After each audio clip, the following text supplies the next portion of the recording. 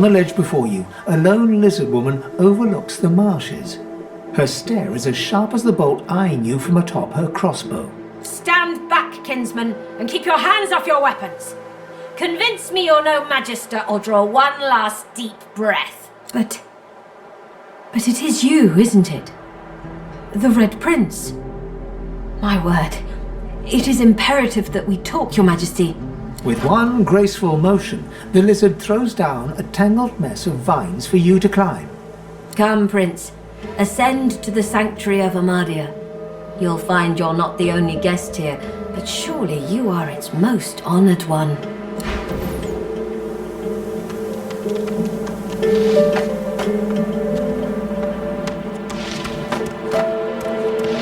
The proud man has returned, but yours is the pride, is it not? All in this sanctuary rejoice to have Sir Gareth back, but yours is the glory. Good. You did well. These seekers were blind without their leader, but you returned their one-eyed king. He is a good man. He will try to do well. But you, I think, will be the one to make the true difference. And you have found her. Her eyes grow misty, and for a moment it looks like... Oh, sweet prince, if I think of the perils you have faced, of the indignities you've had to suffer. But know that I, like you, will do all in my power to find your way home once more, unto the very throne. Thank you, Your Majesty, but the honor of partaking in your destiny is all the reward I desire. We both know why you've come. We both know where I must take us. The dark, the dangerous dark. Dream with me, my lord. Dream with me. Her skin is warm against yours, her breathing a sea that lures. You plunge and sink, you drown in her maelstrom eyes. Darkness, a hand pressed in yours, tugging you along. There are things in this unnatural darkness. They slither behind you so quickly, more quickly than you. You move through the absolute black, whipped sore by unseen tendrils. Then, suddenly, in the distance, a streak of red, as if a gargantuan dragon opens a solitary eye. You run with all you have. The red eye widens, a solitary sun. Run, red, run, then white. A lazy red once more, a desert camp at sunset. Amid the carpets and perfumed waters stands a lizard dreamer dressed in royal silks. Thank you, Bahara, for leading our son through the darkness. Welcome be, Red Prince, to the haven in the horror. Truly is she a daughter of dreams. With a polite gesture, the dreamer bids you make yourself comfortable. Wine and delicacies await. Red Prince, Your Majesty, I am Bramos the Wanderer, leader of the House of Dreams, and, unbeknownst to you, your greatest champion. Countless times since your birth have I, and so many dreamers with me, foiled the attempts of your enemies to assassinate your royal person, until we failed. The last demon you summoned, for power's sake, and for lust's sake, she was indebted to those who seek your demise. Of this we had no knowledge. But for the might of your own magic, the House of Shadows would have finally had its way. But for your own awing strength, the day would have ended with your death instead of your downfall.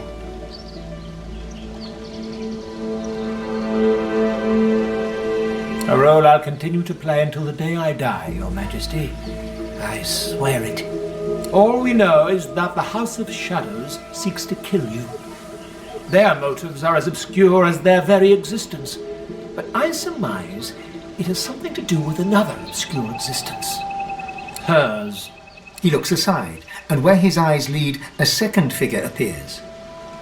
It is she, the secret of your soul. The goddess knew her, and Bramos knows her too. She who's been in your dreams since the sunburst that was your own dawn. She is change, just as much as you are. She is the true crown, the true throne, the true empire, vast as the stars' domain. Find me, and I will guide you to her. To Reaper's Coast I'll go, and hide in the mist beneath the hamlet of driftwood. Come meet me, kindler, shaper, father, and wake, awake.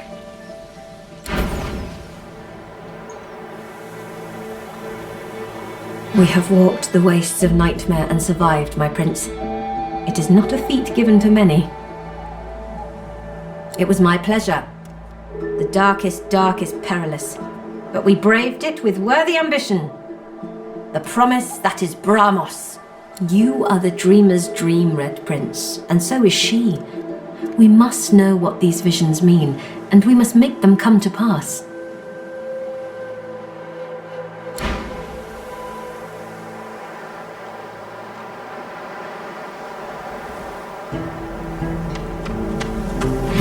We can finally get out of here, now that Gareth's returned.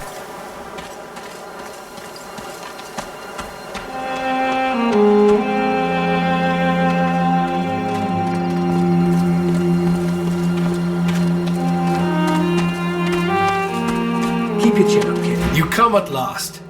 I'd no doubt you'd find your way to us. Not after witnessing your bravery. I know you seek answers. I'll tell you what I can. Godwoken. Gareth pauses. My friend, the Voidwoken feast on us. There is no longer a divine to channel the will of the Seven. A new one must rise.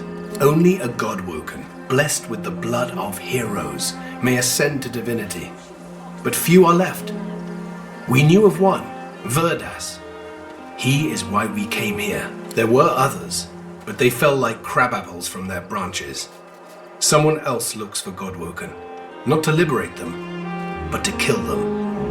You have spoken to a god? Gareth stares intently, not so much at you as through you. Yes, I see something there. But it's not for me to say.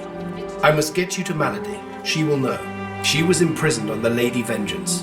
One of the few of us not left to rot on the sand and sun. All the more vital we take the ship from the Magisters. Godwoken. There is no shame in finding solace and shelter. Or do you feel much guilt in enjoying the peace of the sanctuary? Here we stand less chance of catching Dallas's eye. These horrors she commands, shriekers she calls them. They still protect the harbor, firing pure death at anything that moves near. The Lady Vengeance is still anchored there too. Lucian, save us from whatever plot Dallas is concocting on it. The time for action is near. As Lucian said, we are only as strong as the company we keep. We will make each other stronger.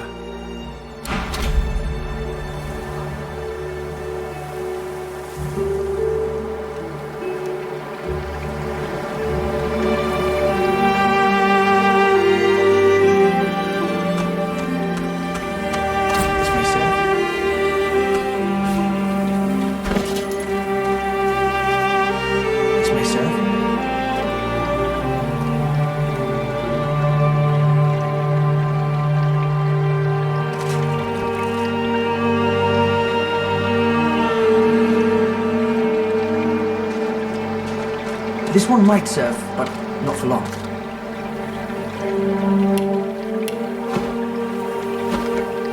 He works fast, checking weapons to see if they're battle-ready. He thumbs the edge of a blade. It draws blood. He grins. The blade is thirsty. Now, what can I do to thank you for saving Sir Gareth? Fancy a weapons upgrade? We don't have much, but you're welcome to what's here. Nice doing business with you. I wish I had better wares to offer.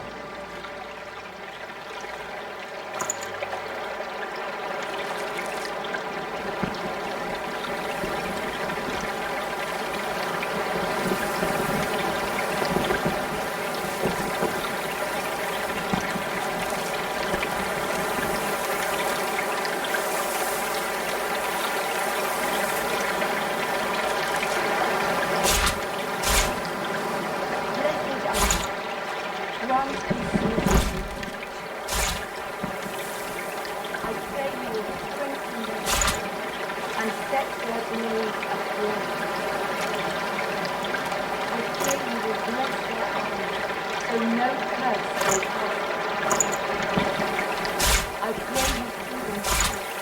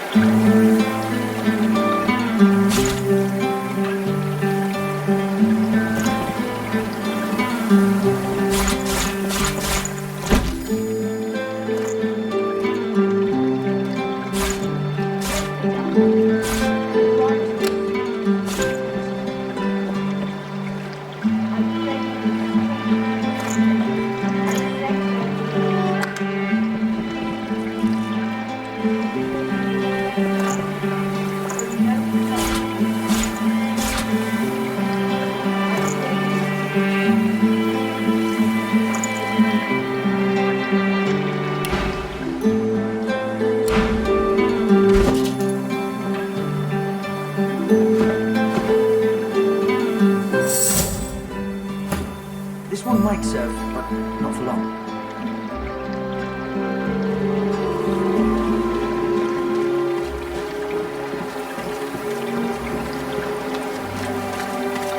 Make the blade sharp. Before you stands a figure wrapped in cloth. As she turns from her prayers, you can see nothing of her eyes except two deep, dark holes in an ornate mask. Armadia's blessings, child. So you are the one who returned Gareth to his flock. You have my thanks for giving them hope, but I fear for their future. They cannot escape these swamps. They do not have the strength. Armadia has not gifted me the grace to heal, nor the strength to fight. There is nothing. Very well. I told the Seeker that the soul-forged weapons of Brachus Rex remain hidden in a vault, but the Magisters recovered them before he could. Gareth failed to reach the armory in time.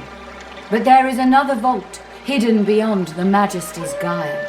If you can steal away these weapons, your friends may well stand a chance. But beware, such items are of limited power. If they cease to function, speak to me. I will be able to help. You have? That's wonderful, of course. But tell me, did you see anything else? Did you find any soul jars? They are relics of great power. Please, you must give them to me. If I can make an offering of them to Armadia, it could aid your cause. She reaches greedily for the jar, tearing the cap off. You see a green glowing light emerge from the jar, enveloping Gratiana. By Armadia, I feel wet. Oh, Goddess, I can feel your tears upon my face. I suppose you deserve to know. Before I knew Armadia's grace, I was a very different person. I was the concubine of Brachus Rex, but more than his lover, I was his partner. I discovered his power to feed on the source of others, and I allowed it to... No, I made it happen. As his strength grew, so too did mine. There is nothing you cannot do when you sit on the lap of a powerful king. And I did it all. But power changes a man, as he changes his nation. Brachus grew paranoid, angry, murderous. Very well. My thanks again, child.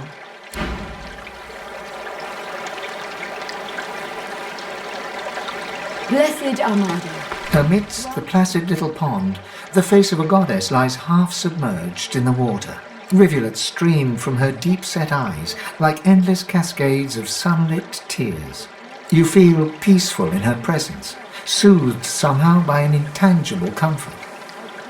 As you gaze upon her loving face, you find yourself drawn into a trance-like state. A voice seems to reach you from within your mind and from the furthest reaches of the stars. Its whispers caress you like a breeze. The voice grows stronger, like a breeze picking up. What were whispers become words. My children, my children. Gone are my children. Dead are they in the cradle I have wrought. A feeling of indescribable sadness assails you. It feels like your heart merges with the spirits, torn together by a coil of thorns. My child, weep with me for the mother who has lost. Weep with me and bathe in the tears of Amadia. You feel the goddess's presence surround you, feel her nestle you tenderly like a mother. You can feel her loving hold slipping away from you, recoiling as if in anger.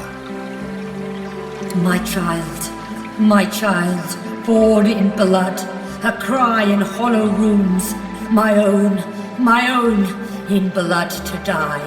Heed the warning of Amadia. As suddenly as it came, the voice is gone, and you wake from its presence as if from dream-filled slumber. The pond becomes engulfed in a bloody mist that enshrines an augur-like silence. Goddess, what's wrong? Please, speak to your priestess.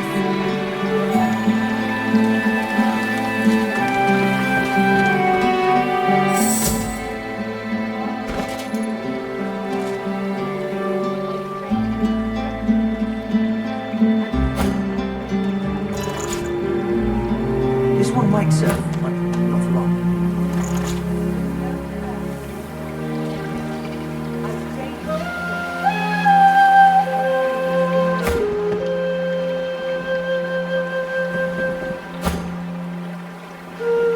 I can make this work. Maybe.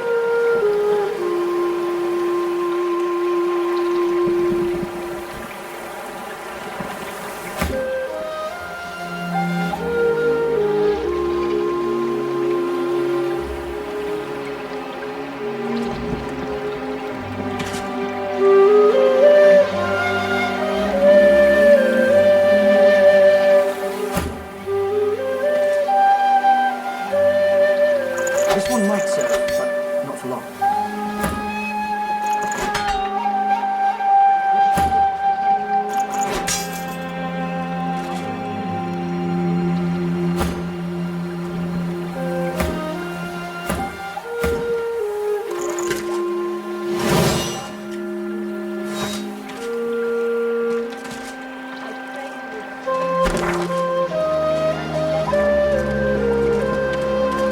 Get those weapons into shape. We'll need them. Aye, sir.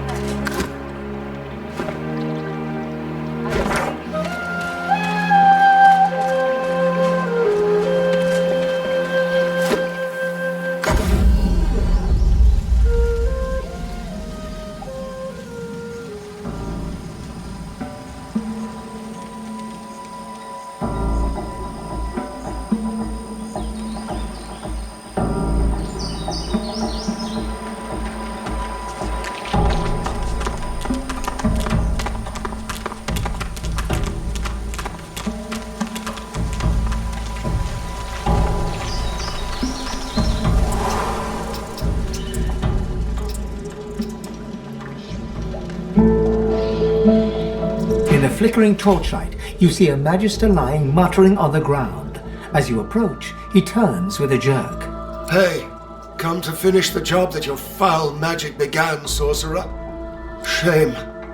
A quick end would be a mercy. You look at his hand and see that the skin is midnight black. It seems to undulate as if worms were squirming through his flesh. He grimaces and tucks it underneath his arm, squeezing it tight.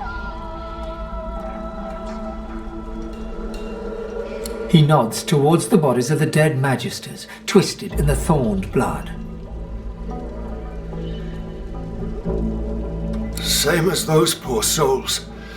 We finished clearing out this blasted room and wanted to move on to the next. As soon as they touched that switch, they were screaming. Some void curse. Dallas warned us to take care, but we never knew.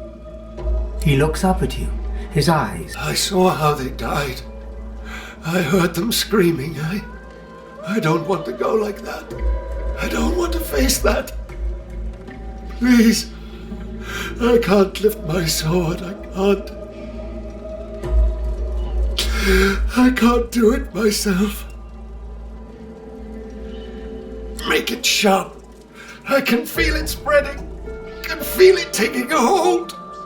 The Magister groans in pain as you walk away.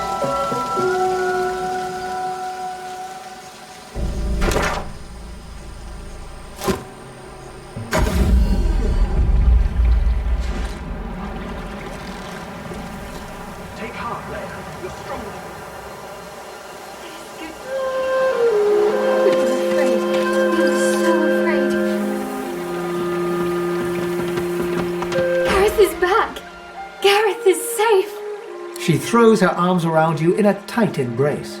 Thank you, thank you. You're so good, so kind, so brave. She smiles and hugs you again. What a beautiful day. What a happy day. My thanks, friend. I can't remember the last time I've seen her smile like that. If there's anything we can do for you, you have only to ask. Yes, of course, of course. She extends her arms, reaching towards you with a look of total concentration on her eyes. You feel the collar start to twist, a living, writhing thing fighting for survival. With a scream of tortured metal, the collars snap, falling broken from your necks. No more choking. No more silence. You'll never be a slave to them again. And we're so grateful to have Gareth back. Thanks to you, we have hope. Thanks to you, we're going home. The Divine's blessing upon you, friend. I told you, lass. Thank you. We had in no time. I serve our Did you see? Gareth's back. He's here to take us home.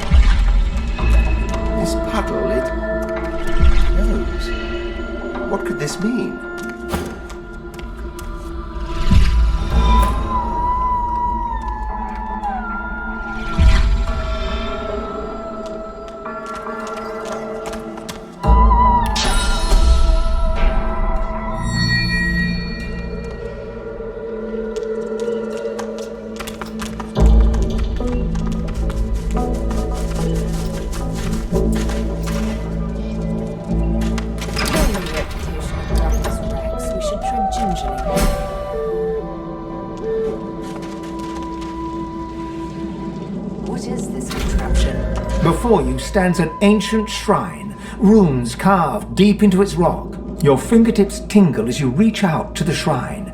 You feel power stir in your chest, but you feel...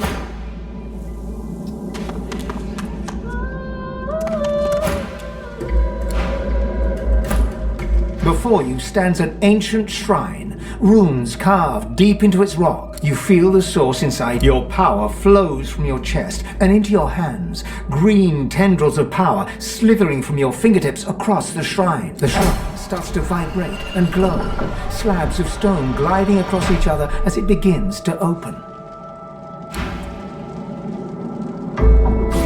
Nice.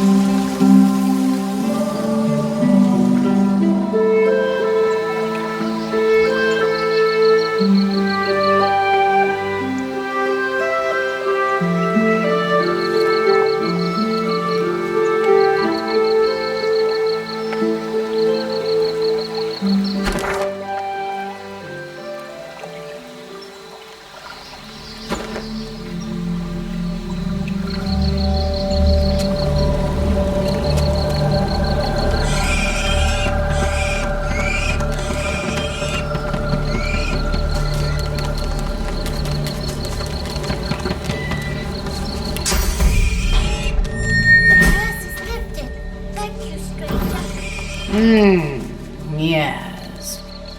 The menacing skeletal guardian looks at you wearily, then yawns. So you dare defy the will of Brachus Rex, prepare to die, and so on and so forth. Let's get this over with. Law? But I obey our laws no longer. Their authority does not extend into the endless days of death.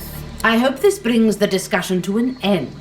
I don't like being roused from slumber, only to be greeted by such banality. I was a loyal servant of the Source King. I carry out his will in death as in life, and all that sort of thing. Now, can we get down to the fighting? I wouldn't have said so if they didn't. Can't eat, sadly. Food goes right through you. Too bad, too, since those fiery hogs gave me a hankering for a good pork stew. She moans impatiently and taps her bony foot. Yes, I know he's dead. I am still obligated to perform his wishes. He may not live, but the threat of his curse hangs over me. It is as you say. In any case, no curse could possibly be worse than this droning drivel. Be on your... The guardian chokes on her words, as if strangled by an invisible hand.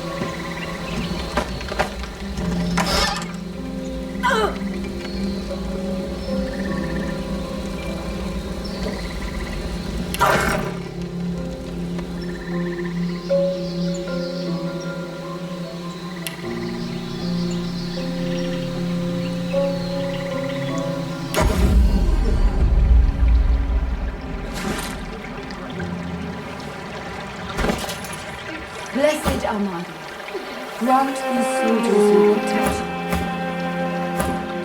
I pray you will strengthen their spells and set their blades aflame. I pray you will bless their arms so no curse may pass it.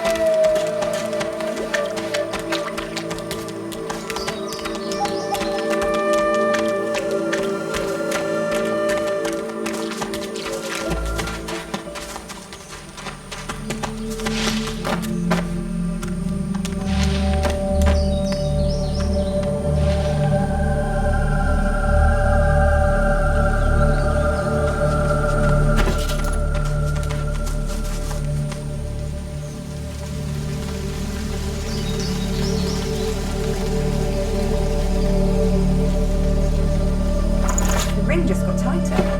A lot tighter.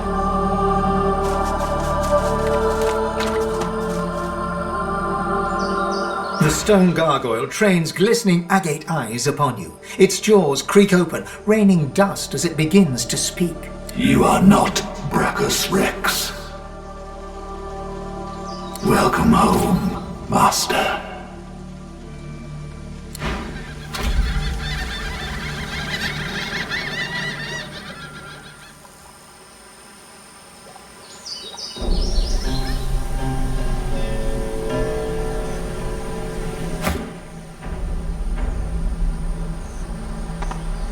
Your inmates have long awaited your return, Your Highness.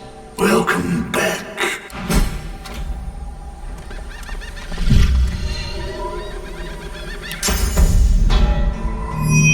Bloody ring. It's loose.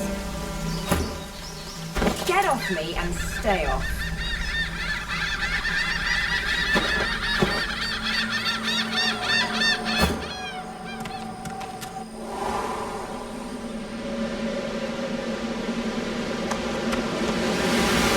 Ever wonder if your lizard empire still stands? I need not wonder. The Empire abides, never straying from its course. It is eternal as we. As you enter the room, you see 3 skeletons sitting around a table, cards in hand. They creak and turn to stare at you. A beating heart. Does Brachus need us once more, jailer? Are we finally to be freed? You're not one of Brachus's brood. You're not Gratiana's pet. Then why do you disturb us? The flesh yearns for our secrets. Did I not say that word would spread our genius? Even after the maggots took your tongue, you still talk too much. Silence your jaw. The vile magic of the soul jar binds us here. We cannot die, but nor can we live. Our souls are lashed to this plane, never to enjoy the rest of the Hall of Echoes. Destroying the soul jars that bind us here. There is no other way. But beware! They are found in a distant treasure vault, guarded by traps of a cunning not seen by your babe's eyes, and... by the horns of Balgrave you design. One reasonable trap, and won't shut up about it for centuries. And thine were better. Couldst thou have brought forth such cunning use of light? Oh, mine did not constantly disintegrate the labourers building them. The fault was in thine zombies. The worms in your skull follow instruction better than they. Ever the joker, that man.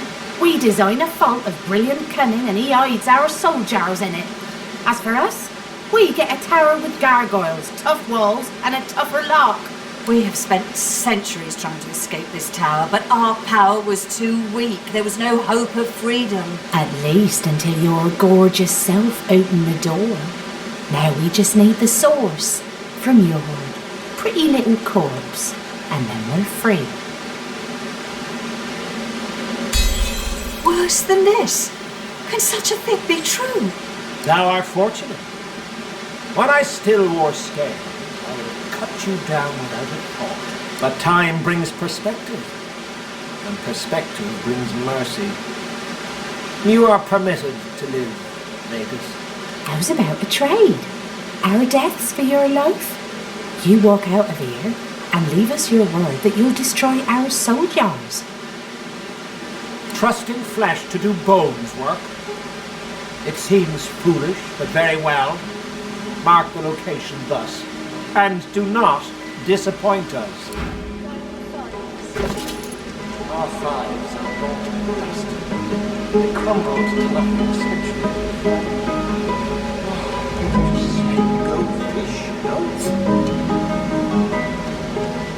The jar on the plinth before you seems ancient.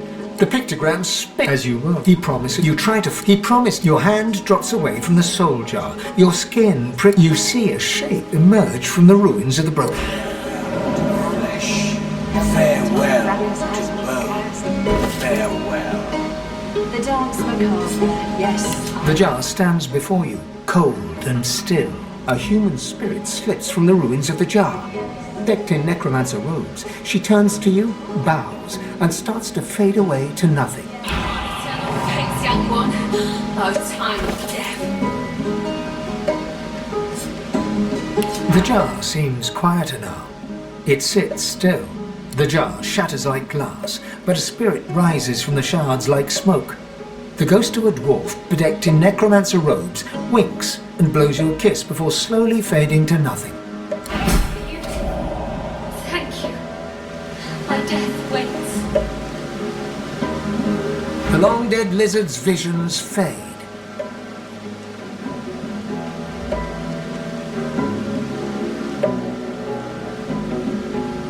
This is the price of pride and greed. No amount of loneliness excuses wickedness. He helped a monster for selfish reasons. What he did shames his people.